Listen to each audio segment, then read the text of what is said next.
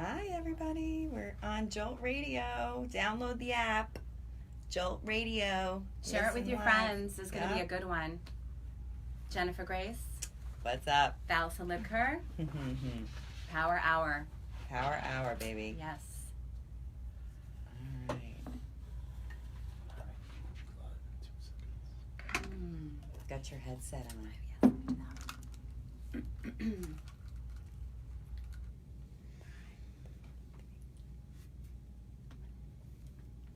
Psych.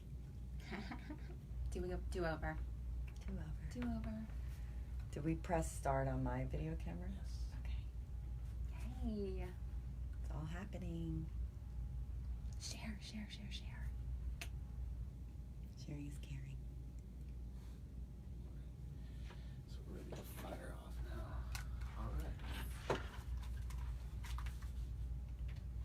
Jen, if you want to talk into your mic real quick. Testing 1, 2, 3. Testing 1, 2, 3. And Val, please. Check 1, 2. How are your Sounds headsets? good. Your Yeah. headsets are good? Yep, sounds Yep. great.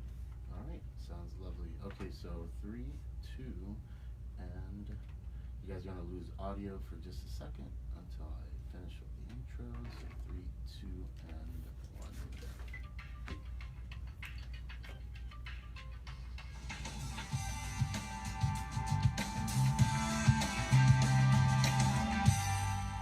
What's up, world? Welcome to the Jennifer Grace Show, where you can get unstuck, make shift happen, and not take life so seriously. Yay, welcome.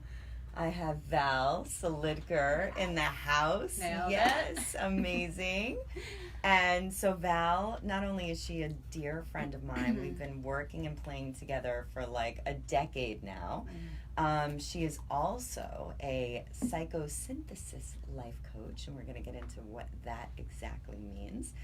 She's the founder of Inspired Life Workshops, Expand the Love, and of course the Zen Cruise, which I got to be on a few times. Amazing. She is a deep ecologist, an inspirational speaker, facilitator, psychosynthesis coach. Wow, I got that one right.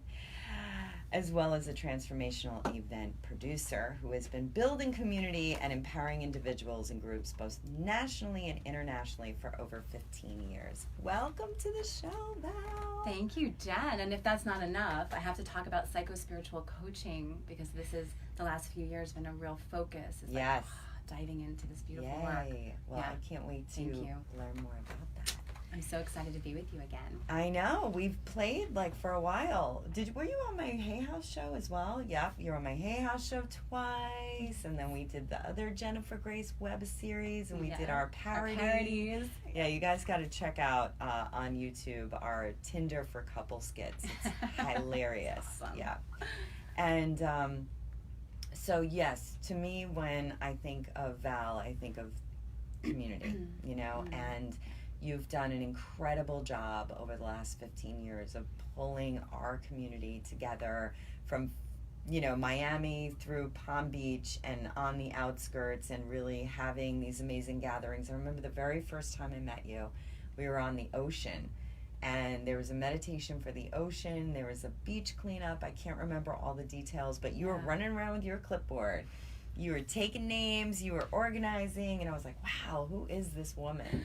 So I just want to thank you for your service and for your work and all the amazing things that you do in the world. You really inspire me. Oh, thank you. The feeling is absolutely mutual. Thanks. You know, I think we're all like spokes in a wheel. Yeah. You know? Yeah. We do what we do from our hearts, and we turn that wheel. The great turning. I love Moving it. into the future. Yeah. Great. So today's show is called Psychospiritual, and that does not mean that you're spiritual and you're also psycho. That's not what it means. Oh, that can happen No. from time to time. So why don't you tell us even where that name came from? Yeah, Yeah. sure. So, well, psychospiritual really refers to looking at us as whole beings, both as psychological beings and as spiritual beings. You know, and it's the main focus for this work that I do in psychosynthesis, you know, which is understanding who we are in that deepest level, right? And not just who we are as this human having, you know, this experience here, the psyche, Right. The psyche, Yep. and understanding all of that, which is super important. Yep. But not to neglect this whole other part of how we connect to what's beyond this body, this mind, these thoughts, you know, beyond our individual self into that collective, Yes. yummy field of mystery. Yeah. Yeah. And how did you get into this field? Because you started out doing a lot of community building, and then you wanted to probably go deeper. Did you do this work as a student first? How did it all come about? Yeah, I did actually. I think the best way for us to teach anything is to be in the constant, consistent practice for ourselves. Yeah. Yeah, you know, in a nutshell, right, that would be the whole show if I told you my story. But in a nutshell, like, I started off really in the world of activism and community organization and building towards, you know, a deeper conversation, a more connected world, like really recognizing what's happening in our world that's creating suffering, and going from that like huge role of, you know, organizing massive demonstrations and all these incredible events that invite us into ourselves on a deeper level and to take action in our world. And the more, the deeper that I've gone, the more it is so clear to me that true transformation begins within. Yeah. So I'm still doing those events. Yep. It's all happening simultaneously. And over the last 10 years, I've been coaching and working with individuals and groups. And over the last couple years, I've been inviting people on that journey, you know, into the training of this work. So going really deep into what it means to create self-change and self-leadership. Wow. And how we take that understanding then forward into action in our world. Got it. You know? So. You know, it's so interesting. I was watching a really cool film the other day. The word peace is in it and root is in it, and I can't remember the entire title, but I do want to show you the film because it had to do with ecology and activism and peace, and they were really doing this amazing study. It was a gentleman, this guy Greg, who is a documenter, and he went to this video game conference, and they were just all war games, you know, and he was like, I'm just looking, is there any peace games here?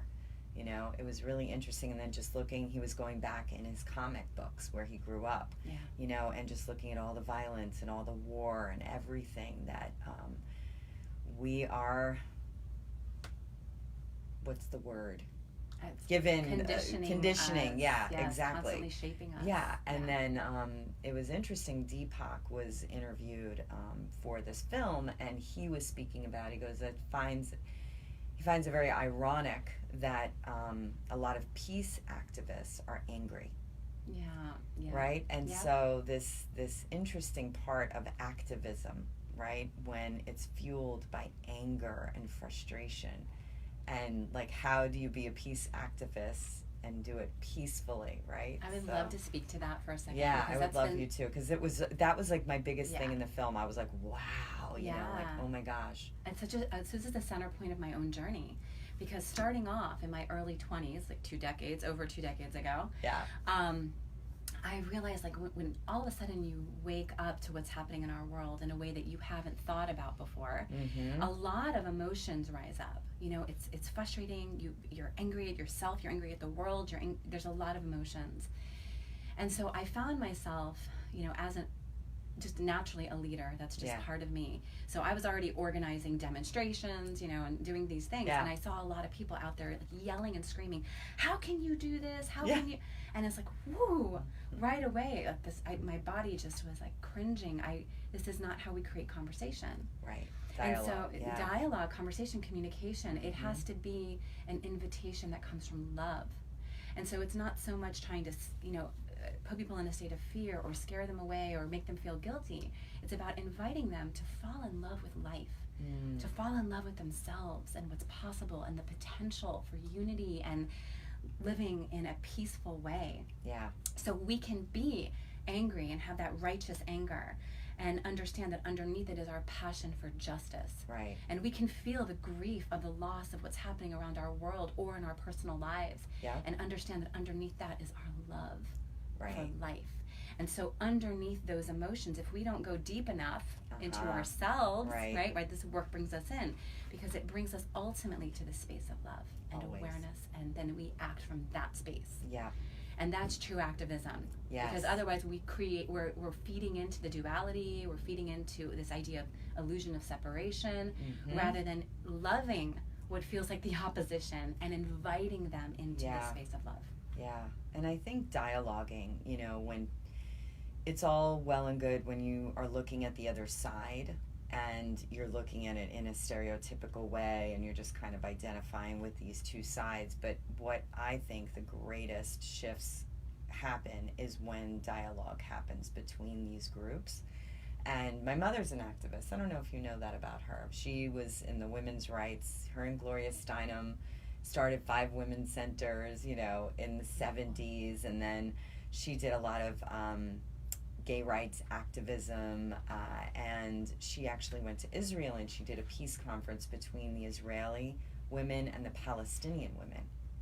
And it's always through dialogue, like human dialoguing. And as of late, she's really a stand for child sexual abuse. She is a survivor, an incest survivor. So she does dialoguing between the perpetrators who have gone through, you know, a great program and they want to, you know, get to the other side, and the survivors. So men who have committed acts of sexual crime with women that have had it, and they have dialogue. And it's amazing, like when you do human to human and it's not massive amounts of people just blah. So she feels like dialoguing is that, you know, the place where people can really see each other. You know, it's like a human experience. Absolutely. That's powerful. Really powerful. Yeah. But anyway, this movie it blew me away, so you definitely have to see the film. Roots and Peace. Peace. It's like Peace the Roots. Peace is in the roots. That's not the name, but I'll find it. All right, send it to me. So how do you take somebody, you know, like down the stairs, like into this depth and this deep, deep journey for them to emerge, you know, this, well, whatever it is that you want them to emerge as, the most balanced and joyful, peaceful, you know, place that they could be in their lives. What's like the process like of doing this psychosynthesis? Yes. Yeah, right? Yes, yeah. Beautiful. Tell me about this. I'm so curious. Yeah. So, you know, we really begin by observing ourselves. And I think a good way to say it is that it starts with Heffalumps and Woozles. So I almost spit my water out. out. All right, good. Just want to get your attention. Okay. Heffalumps and Woozles. This is where it's at, Jen. See, my 4-year-old is totally into Winnie the Pooh right now, you know, and I'm getting to relive Winnie the Pooh through him. It's really fun. And something that Pooh and all his friends are afraid of are Heffalumps and Woozles. Okay. And Heffalumps and Woozles are those things, those entities that take away our joy. Okay. That pull us away from being who we are. Right. Right? So we begin by understanding and taking a look at ourselves, our social roles, our thoughts, our feelings and sensations, and the ways that we identify ourselves that can keep us limited. Got it. So we begin there because this is our process towards freedom, right? So we begin to take a look and observe what's going on inside of us in the ways that we're not really living who we truly are, right? Because we don't know who we truly are when we get caught up in these smaller identities or ways of being, right? And I know you know all about this work. Yeah. So who we truly are is the observer. Yeah. Right? When we invite ourselves to take one step deeper and observe what's happening in our body and our thoughts, and we recognize that the one that we are, the one who we are, is the one who is aware of the contents of our consciousness and not so identified with our consciousness, right? Yeah. So we become the observer. We become the one who's experiencing and expressing ourselves through these roles, right? So when we get too caught up in these little roles, we lose sight of what's possible. Yeah. So for instance, somebody might identify themselves as, let's say, a model.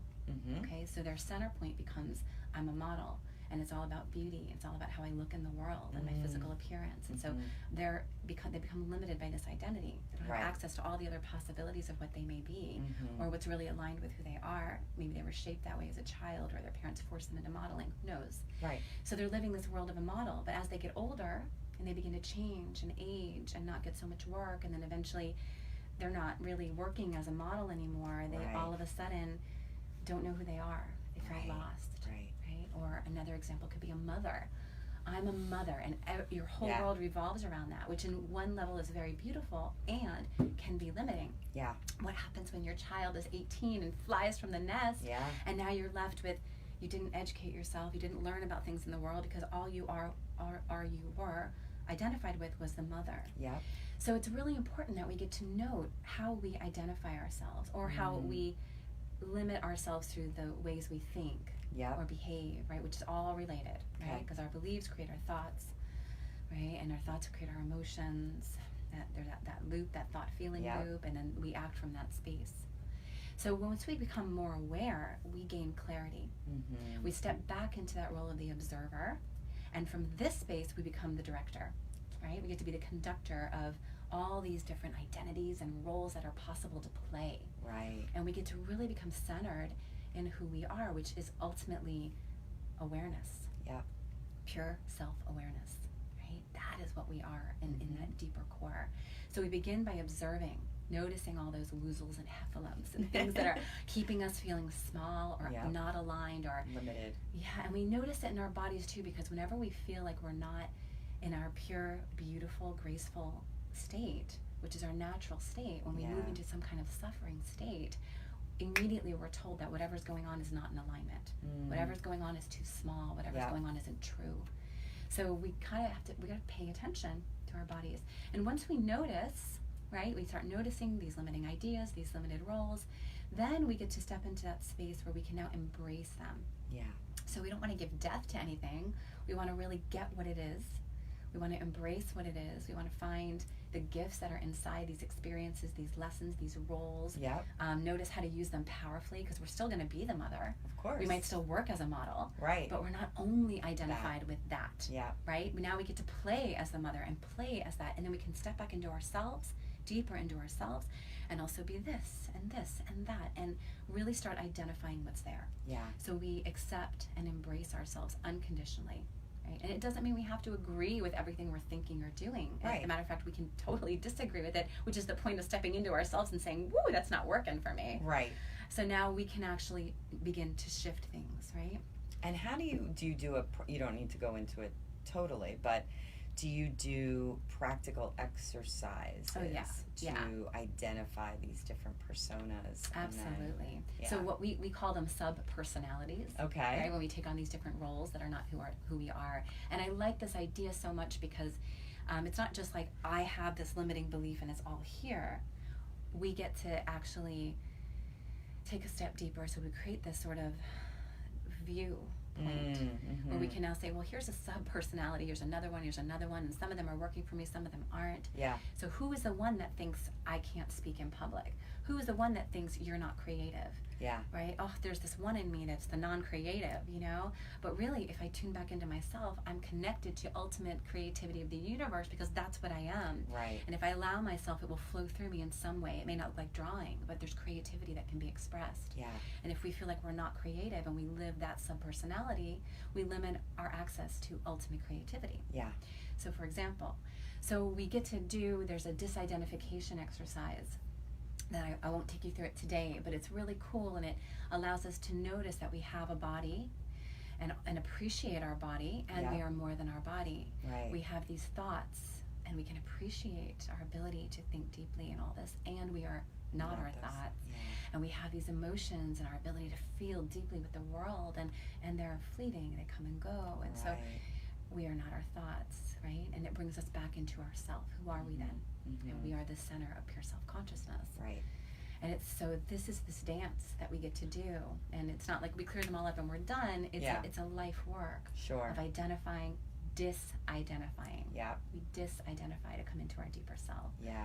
So first we have to identify and observe notice what that is, and then we get to come to the point where we again let go what doesn't work for us. Yep. And take in what does work for us, you know, and just integrate it into our being. Yeah. It's so interesting, you know, people who have had those awakening experiences, like our friend Ash, Byron Katie, Ash, Eckhart Tolle, Michael Singer, you know, they've all told these stories of having these quite profound moments of awakening and enlightenment. And then for the rest of our folk like us and the rest of the world, right, we just kind of do this dance back and forth between being in it and being above it, or not like above it, but transcending it, right? And being the watcher, and then being in the sub-identity, and then coming back to the watcher.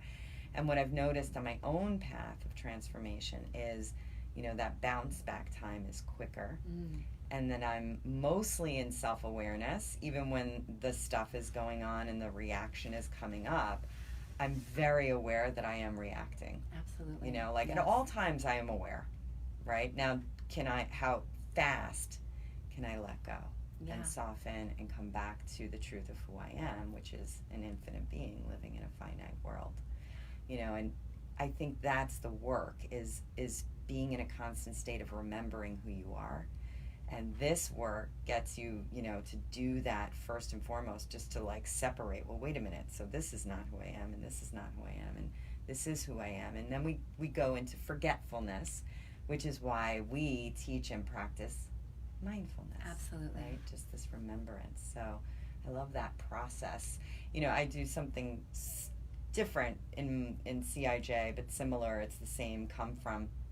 And then people are like, well, are we like Sybil? Do we have like multiple personalities? I'm like, well, sort of, but not completely. And I think for students in the beginning, it's like, you know, but then they start to get it, and it's pretty simple. It's Yeah. not so, you know. It's simple, and it definitely requires practice. Yes. And I can guarantee you that even all of those beautiful people that you listed off, they still have these moments. Oh, yeah. They get caught up in the identity, they Yep. recognize it, step And they bounce deeper, back. take that breath, because Yeah. you know the breath is really this connecting point that deepens Yeah. us into presence. Yep. You know what I want to say? Mm. So, because I'm so into this whole enlightenment thing, I think it's fascinating. What I think had happened for them was that they actually had an elongated period, whether it was 24 hours or 2 weeks, right? Where they were in a constant state of bliss and awareness, like constant, that they weren't going in and out, right? And even they speak of, oh, and now I'm going to chase that feeling for the rest of my life, because it is not long withstanding. I mean, until probably you die. Then you feel it all the time because you're a part of pure consciousness. But yeah, you're absolutely right. And I had a very cool experience. I was at near the temple where Michael Singer is up in Gainesville, and I rent a farmhouse there, and I do retreats there, but I was there alone this time. And it was about 4 o'clock in the afternoon, and all of the, you know, the light was playing in the room, and I just sat up, and, you know, I think people on the spiritual path are waiting for the booming voice. They're waiting for that moment that they reach enlightenment. And I just kind of bolted up, and I said, well, what if I could just choose it? Like, just in this moment, like, I'm just choosing to be enlightened. I don't need to have this crazy, wild experience, that it could even just be a choice.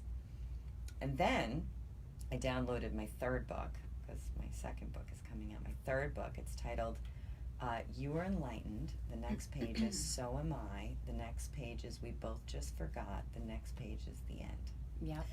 And that's perfect, right? Because when we step back into that space of pure consciousness, we're always already here. Yeah. Always already here. Yeah. And then, you know, through society and conditioning and all those things we started talking about before, we kind of pile on those layers. Sure. So when we were able to step in and start, peeling those layers off, Yeah. right? We realize how good it feels. Yeah. And we also realize that in that center point is not just awareness, but it's also will. Right? So when we allow ourselves to become deeply present, we get that we're not just awareness, but we're also will. And not we have a will, but we are will.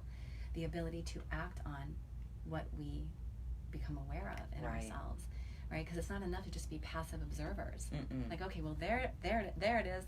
Good to know. Yeah. Right?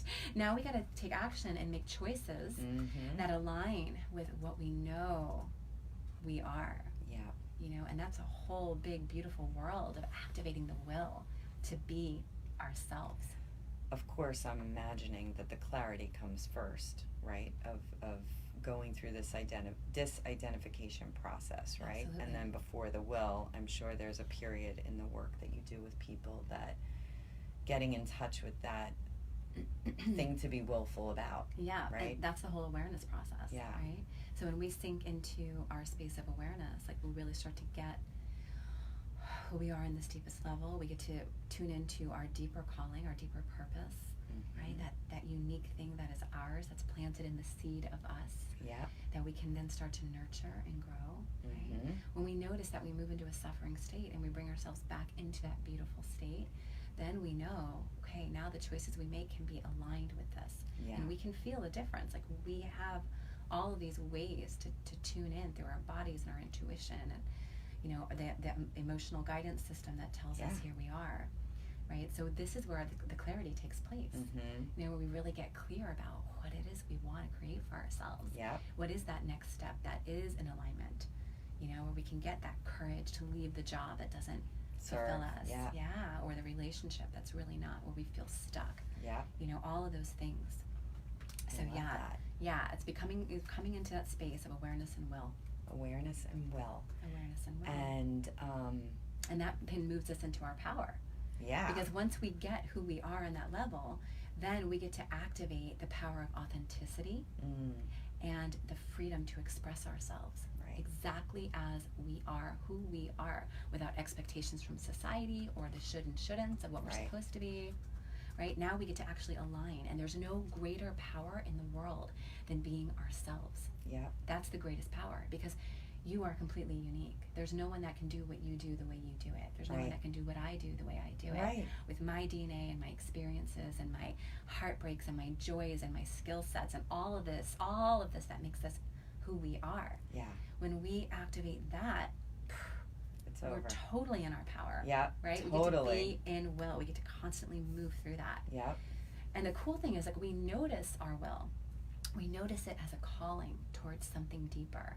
Like, there's something calling us. We all have this inside of us. We may ignore it. We may continue doing the things that make us feel stuck because we feel like we have to, or we tell ourselves a story. But the reality is, it's here. The will is the longing for freedom and authenticity that is inside of all of us. And if we tune in, we can really feel into that evolutionary urge that wants to push us out of our comfort zone and move us toward freedom, toward, you know, living into our potential and being who we are meant to be. And that's what it is.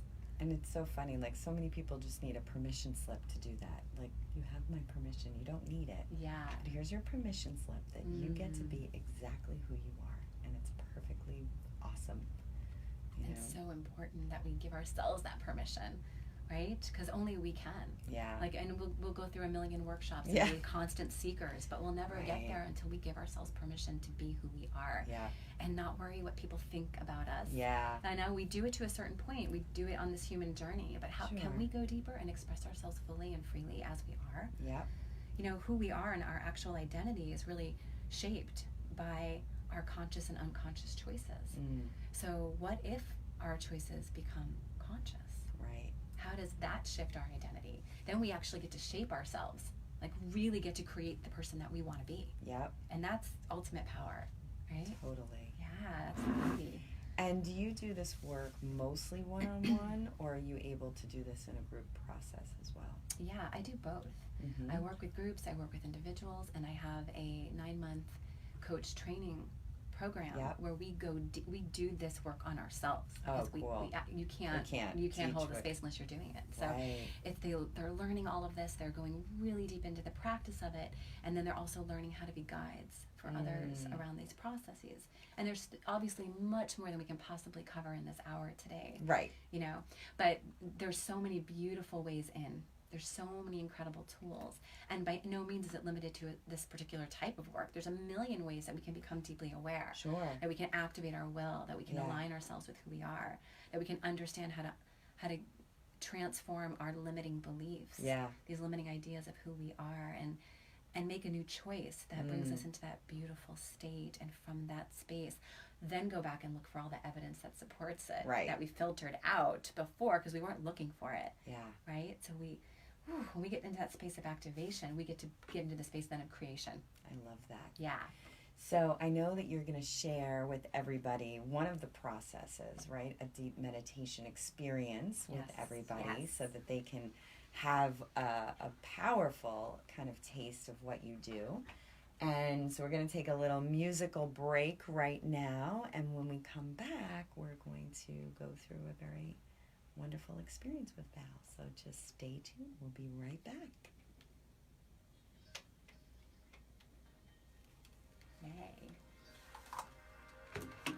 We'll be right back. So we need to stop and start the camera too, John. It's so crazy how similar. No, it actually is perfect. Yeah? Oh, Love good. this stuff now. Our work is just these different approaches. And I love the psychology part. You know, I looked into spiritual psychology out in Palo Alto. That's what this is, the That's spiritual what I was psychology. wondering. Yeah. Yeah, that's what this is. We should mention that. Mm-hmm. Yeah. I'm gonna start it again up. I think we're right on time. Yeah. We'll give it like 31. Yeah, just, I guess when we come back in, we could start it. How long was that break? Yeah. Just, what are we gonna do, like? Couple minutes. Yeah, 2 minutes. Okay. Yay. Hi, everybody, we're on a break. We'll be How right you back. guys doing? How's everybody doing? Good? Yeah, and I think it gives a lot of credibility to the work as well. People love the psychology piece and that it's also the coaching, you know, that it's not therapy, Yeah, but no, right? it still has that basis in psychology. And ultimately, it's, you know, and what we should talk about is just like the end goal is like to support people to do this for themselves. So they Right. don't have to rely on us Yeah, or anyone like us forever. Oh, yeah. To learn, how do you learn these tools? totally. You know? You know, I'm always like, here's your tool bag, go fly, you know? Before we do the meditation, I want to talk about one little piece. Sure. Um, Kind of that set is it up. how to creating ourselves. Oh, I love We that. mentioned creating. Like then we get to create ourselves. What does that look like? So I want to just talk about this one little piece. It's just activating the imagination. I Great. think it's important, and then we'll go into the meditation. Perfect. That's all that. Perfect. And how long is the meditation? I would say maybe 10 minutes, not too long. Oh, that's fine. If you want to go longer, we have time. Take your time. I'll bring you through it and share whatever comes for you. Yeah, around it. totally. I'm gonna probably go lie down and do it. I did that for Janet's too. So cool. And just like have the camera just on you, Okay. and then I came back in and shared my experience. Okay. You want to do that? Yeah. I mean, I got Val here. Might as well. All right. Good. Alrighty.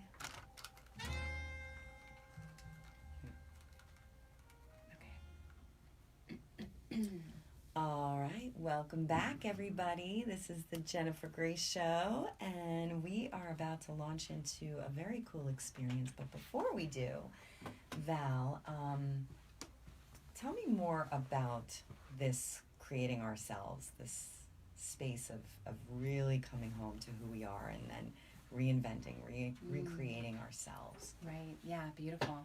Yep. So we were just talking about the will. Yeah. On break, and understanding that when we awaken our will, right, then our sense of direction becomes really clear, Yeah. and we get to consciously choose who we are, what we're stepping into. We get to choose the identities we take on. We get to play in all these various roles. Right? Yes.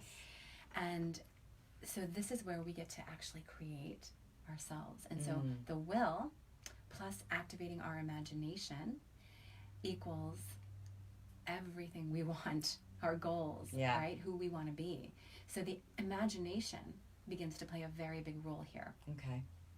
So there was a study done at Harvard where they looked at piano players, Okay. and they were playing piano, and they checked to see what parts of the brain were activated while they played. Okay. And then they took the piano away and had them imagine playing the piano, and the same parts of the brain lit up. Yeah. You know, and there's been lots of studies like this that Yeah, shows with us- runners and the race and winning the race in their Exactly. mind versus actually running it. Yep. Exactly. So what we learned is that the imagination, the brain doesn't know the difference between imagination and what we call reality, Ah, right? And so this is where we get to literally create our world. yes. We get to imagine and dream ourselves into being, our world into being. Yes. You know, we do this both on an individual level and we do this on a collective level.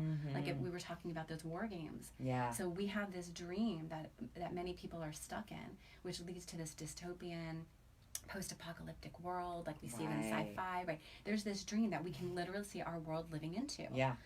Everything begins in the imagination. But what if we turn that and create a new dream, which is what has been happening and is continuing to happen on larger and larger levels. Yeah. We're imagining a new future, a Yes. new way of living into, more harmonious, in line with the earth, in line with who we are, you know, connected to each other. So this is all about imagination. So now we get to stop and tune in to how we can visualize ourselves clearly and feel deeply into what we can become. Yes. So we call this the ideal model. Okay. Now, there's other things that we have been living ourselves into from this unconscious space, right? Not being totally aware, not having activated our will, that we've been living into. And so let's take a look real quick at some of the false models. Okay. Because I'm sure everybody can relate to this. Yeah. So sometimes we see ourselves as what we believe, who we believe we are. Right. Right? So we may over-evaluate or under-evaluate ourselves. Okay. Right? We might see ourselves as stupid or too skinny or name it, too old. I wish that I saw myself as too skinny. Yeah, right. You can imagine it. So we may have this false identity, this false model of ourselves, of who we are, and that's what we think about ourselves. We also create a false model around what we think we should be like. This ideal, unattainable version of ourselves that we could not possibly live into. Right. There's no sense of reality in it at all. And so then we're constantly feeling like we can't reach not this. Enough, we're not doing not enough, right? Then there's what we should like to appear to be to others, right? So what others maybe expect, right? So we're trying to appear this way to this person and maybe appear that way to that person. Right. So we live ourselves into that. We may create an image of what others project on us, right? Who they expect us to be. And then we try to live into that. Yep, right. Exactly. And even society. Yep. And then we could imagine and create ourselves around what others evoke and produce in us. Okay. So imagining we have like a very religious family, let's say, and over time they tell you you're a sinner, you're evil. You start to believe that this is who you are, right? So there's all these different ways and more that we have created ourselves. And if we stop to take a look at that, we can see it's not who we are, right? We come back into ourselves and align with our will. We then get to create the ideal model. Yes. And the ideal model then is completely aligned with what we are knowing about ourselves from this space of awareness. Then we get to imagine ourselves. Like literally we have a beautiful exercise where we have people draw all these false models. Oh, cool. And create some writing around that. Yeah. And then we have them breathe in, right? And we take them through a process that then brings them to their ideal model. Okay. And we get to create that. Nice. So what is the next step of my evolution? What can I live myself into that feels attainable and is totally aligned? Yeah. Right? What does that look like? Tell me everything about that ideal model. What they think, what they feel, what they believe, how they work, what's their relationship like. You can create that. So we activate the imagination as a crucial point to creating more focus. Got it. Right? So this is our way to focus more clearly on our authentic personality. I love that. That's powerful. It's very powerful. Yeah. So this is the process. Breaking it down, right? Yeah. Breaking it down.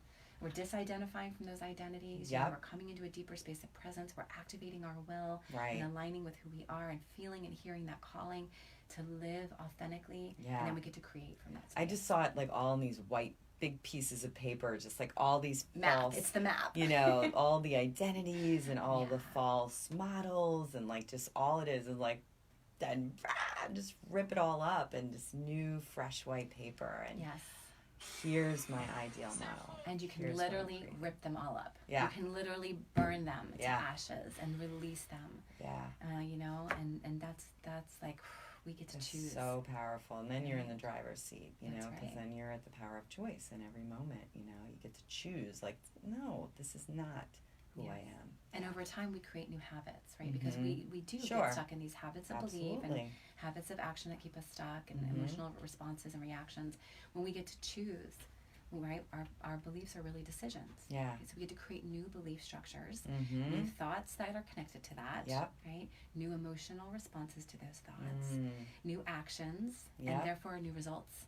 New results, right? This is how we create our life. Yes. The results always mirror our belief. And if our beliefs are limited, our results are limited. And we're going to think that our results are saying, see, it happened again. That's why I believe this. Yeah. But the reality is that we are believing it, so we are creating it over and over. Not the other way around. So this is how we get to create not only ourselves, but our reality that we're living into. Nice. Powerful. Love it. Yes. All right. So are you ready to activate your will? I'm ready. I think I'm going to lie down. Okay. Okay. Beautiful. I mean, Val is here. She's like the most incredible coach. I might as well get something. Right? Yes. I can't wait to dive in with We got you. music too. John. Beautiful. So for everyone that's tuning in, you know, we're gonna do this for all of you, and Jen's gonna be here too. Just if you have the ability to create a space right now where you can focus and let go of any distractions, I'll invite you into that.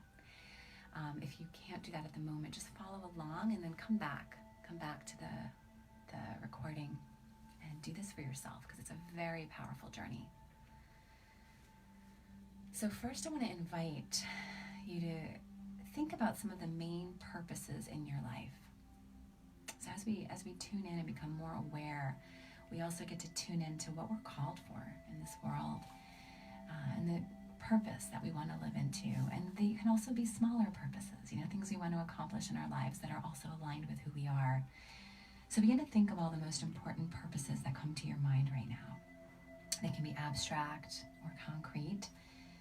They can seem far, or they can be near, something you want to do right now. They can range from self-realization to painting the garage or learning a new language or anything in between. Anything goes as long as it's important to you and it's a real purpose, not just a should, but something that you know calls you deeply on some level of your being. So just breathe into that space and see what comes to you.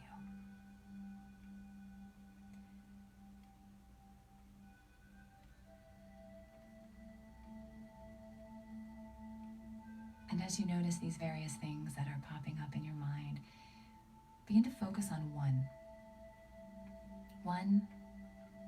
purpose that feels really important in your life right now. And close your eyes if you haven't already. Breathing in to your awareness of this purpose. Allow an image to spontaneously emerge that symbolizes this purpose for you. Don't try to create it, just allow it. It doesn't have to make any sense. It can be an object of nature, an animal, a person, a color. It could be anything.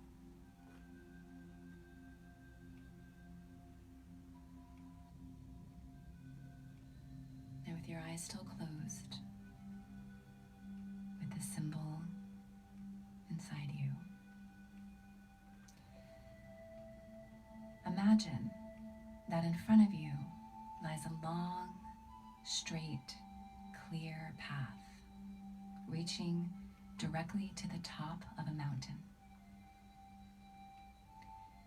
On the top of the mountain, you can perceive from afar the image, the symbol that you've chosen as your purpose.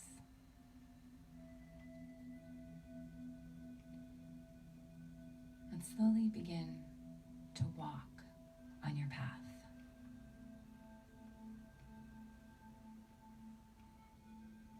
And as you do, notice on both sides of the path that you can see and hear and feel the presence of beings of various kinds who will try to divert you from your path and prevent you from reaching the top.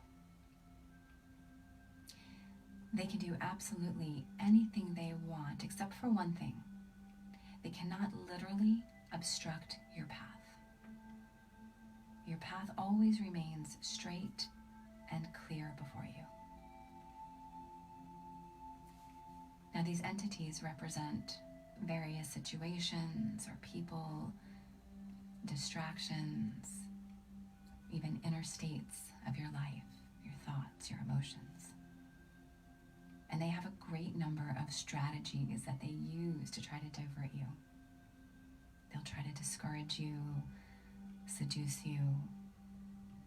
They'll try to frighten you. They may give you logical reasons why it's not worthwhile to continue, or why it's even absurd for you to go on. They may try to intimidate you or make you feel guilty, or any other various ways to pull you from your path Just notice what's coming.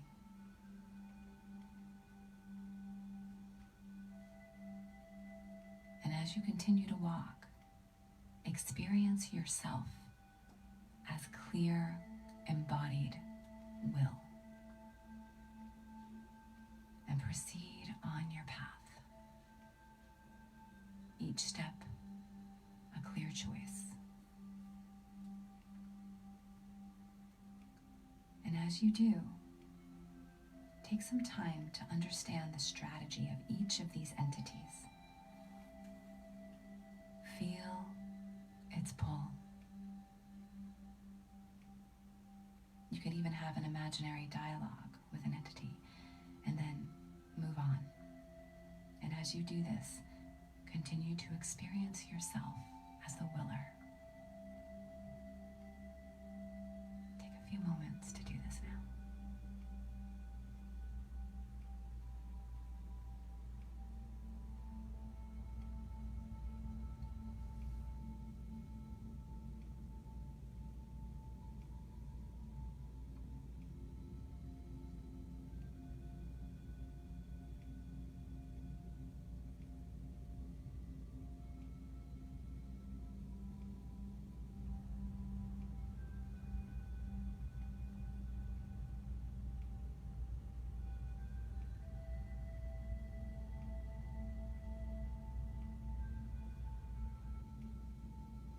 As we all know, some of these entities can exert a very strong and sometimes overwhelming pull on us.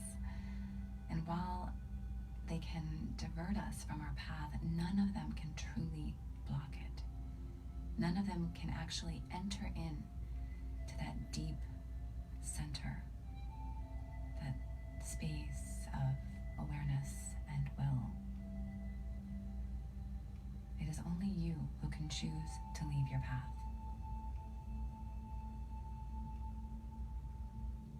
In fact, our wills need strengthening, which is precisely why we do this work. That's why we practice this work.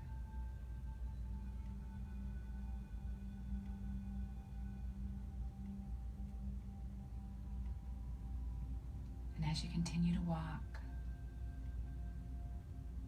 feeling your inner power, feeling the activation of that will, yourself as will, continue walking your path until you reach the top of the mountain.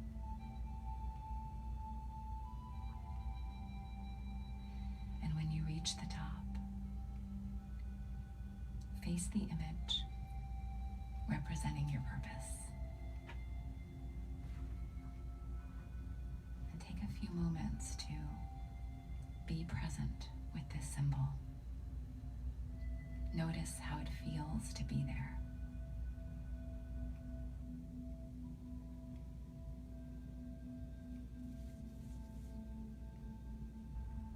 See what this symbol has to communicate with you.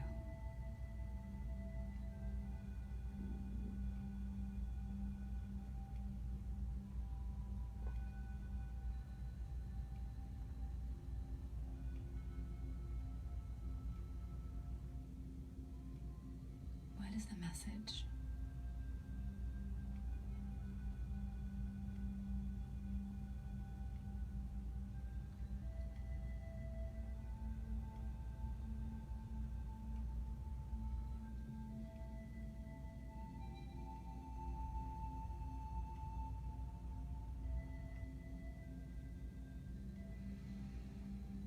And now taking a nice deep full breath. When you're ready, begin to make your way down the mountain. This time with ease and clarity, inner strength and awareness.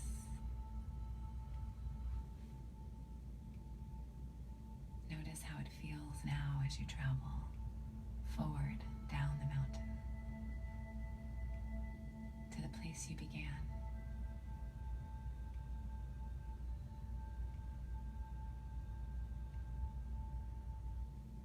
there's nothing in your path.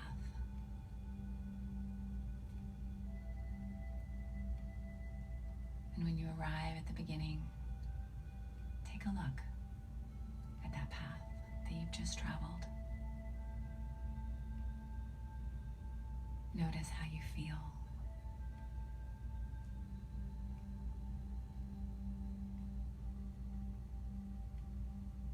Breathe into that awareness, that sensation, that embodied experience of will.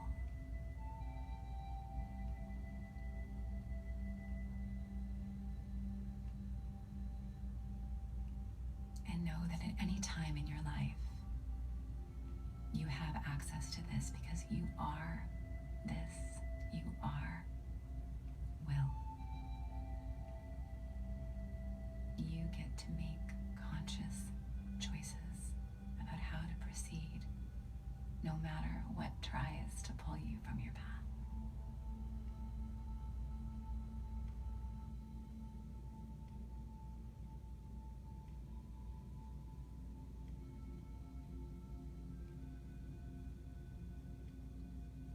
Bring a smile to your face.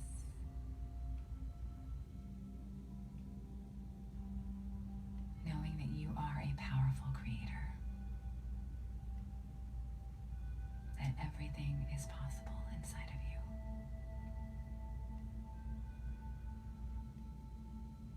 And when you're ready, go ahead and open your eyes. Breathing into your body. Being fully here.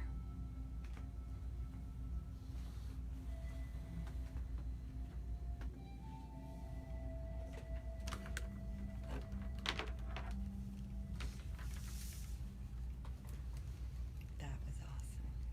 I love that. I'm ready to go home and go to bed now. How was that experience for you? That was incredible. So the first thing that happened was, I guess because I was just at the one hotel doing a rooftop meditation for the full moon meditation, and there was like hundreds of people there. And I shared with you on the phone last night, I had recently been told by this person who does scientific hand analysis, she looked at my print and she said, your purpose is you're a community builder. And Welcome to the team. thank you, Val. Because I shared with Val on the phone last night, like I see her as the community builder, and like I never identified with that, you know, although that's what I do, you know. And it was I burst into tears, like it really resonate, like when you hear the truth and you know the truth, and it was like wow. And then you know, anyway, so there I was on the rooftop in the meditation, and I had grabbed a few people's hands and just kind of lifted them up, and they were grabbing all these hands, and we were just kind of transcending and then just free floating, you know, without suffering, and this place of freedom and peace and joy, and just it was almost like I kept thinking of this, you know, it's funny when you go into meditation, you remember the magnet board of a face, and you would draw the magnet of the mustache and like the eyebrows. So it's almost like we were pulling people up magnetically, like that game when we were kids. And then it was just like this ripple effect where all of Miami was like floating, and we were just having this incredible effect on people. And it was the words that were coming as purpose were, I'm here for peace, for community building, for evolution, for transcendence, for joy, for celebration, you know, like those types of things that were coming up. And then when I got to the mountain, now I've done a lot of work, so there weren't really entities, like I saw them kind of on the sidelines, but they seemed almost fearful to get in my way. Good. And it was just this clear shot straight up, and when I got there, it was filled with kids.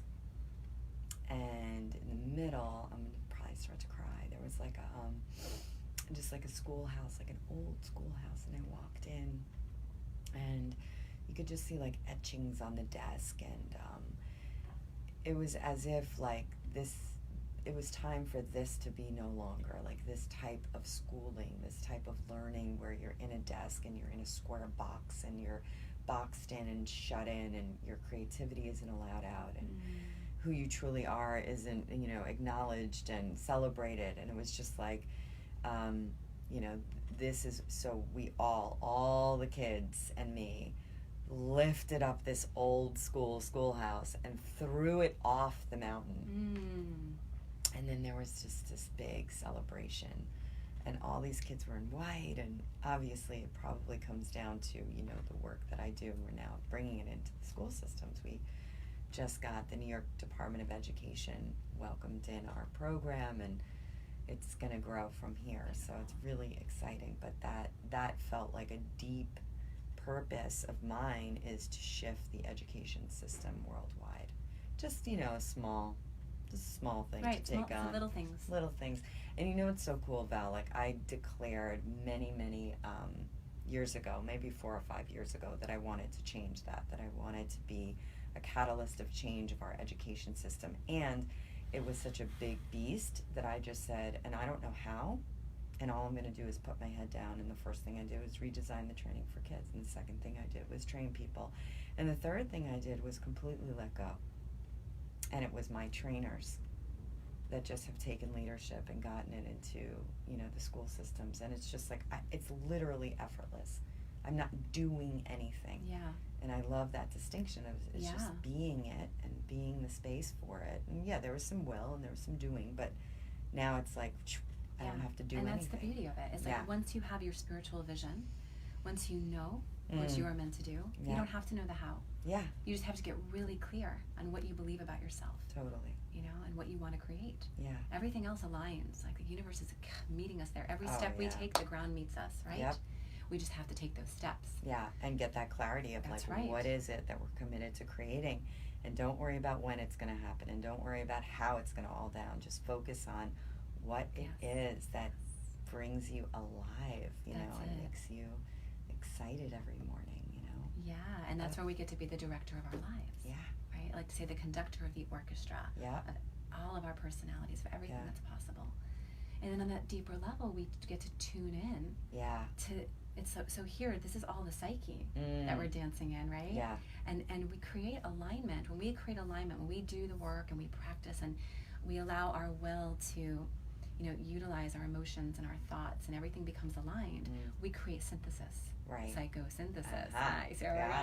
You create that synthesis, and that opens us up to flow. Yep. So on a personal psychosynthesis allows us to align in an effortless way, like a ballet dancer who has practiced and over time is just so seamless and graceful and effortless. Yeah. Right? Versus maybe a little child who's just starting to get into dancing. Yeah. Right? You can see that the practice, right? Life is our practice, you know. The more we get these tools, we get this awareness, we activate our will, we do it daily, we create new habits of behavior and thought and all this juicy goodness, and we live into our world. And the more we do this, the more we activate the possibility and potential, and we create that synthesis, and we open ourselves to flow. And once we have, and in the process of aligning our personal selves, synthesizing, right? Then we get to open up on a larger level and tune in now to this universal consciousness, right? So this cosmic identity, and know that there's all this wisdom that we have access to that doesn't come from us. There's a lot of wisdom that comes from our life experience on a personal psychological level. But then there is this beautiful wisdom that flows through us in the spiritual way as well. I love that. Psychospiritual. Psychosynthesis. We got it. Yeah. That was amazing, Val. Thank you so much for being here today on the show and sharing that amazing meditation. How can people either work with you or possibly do your 9-month coaching certification? Thank you. Yeah, so we're launching our next course, begins September 26th. It's 9 months, and it's this beautiful deep dive into not only doing this work, but learning how to be as a guide for others. Some of the business of coaching. So it's a comprehensive, accredited program, so they can actually not only get a certificate, but can qualify then to become a nationally board certified coach. So it's a high level accreditation. They can work with us. They can find us through psychospiritualcoaching.com. psychospiritual.com. Okay. I'll lead everybody there today. Great.